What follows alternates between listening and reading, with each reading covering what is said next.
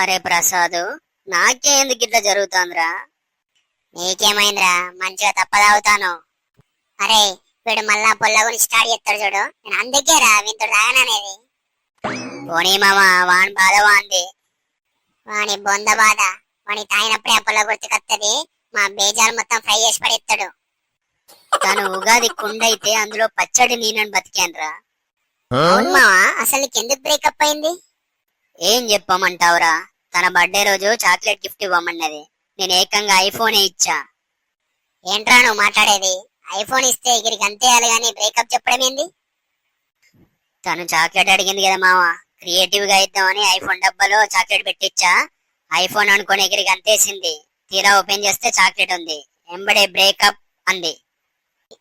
అరే, నీకు కొంచెమన్నా దిమాగ్ పని చెప్తారా? చాక్లెట్ అడిగినప్పుడు చాక్లెట్ ఇచ్చేయాలి. ఇప్పుడు చాక్లెట్ పాయే, పోరీ పాయే. మళ్ళీ వ్యాలంటైన్స్ డే రోజు కలిసిన మావా, రోజ్ ఇచ్చి ప్రపోజ్ చేసిన. ఓకే అంది. ఇంకేంటి మావా, లవ్ యాక్సెప్ట్ చేసింది. ఇంకెందుకు ఆ ఏడుపు? మళ్ళీ అదే రోజు బ్రేకప్ చెప్పింది మావా. అవునా? ఎందుకు మావా? ప్రియా, నేను నీ షాజహాన్, నువ్వే నా ముంతాజ్ అన్నా. అవునా? మన ప్రేమ గుర్తుగా ఏమిస్తున్నావు డియార్ అంది. నేను కూడా ముంతాజ్ లా సమాధి కట్టిద్దాం అనుకుంటున్నా అన్నా. అంతే, బ్రేకప్ అంది మావా.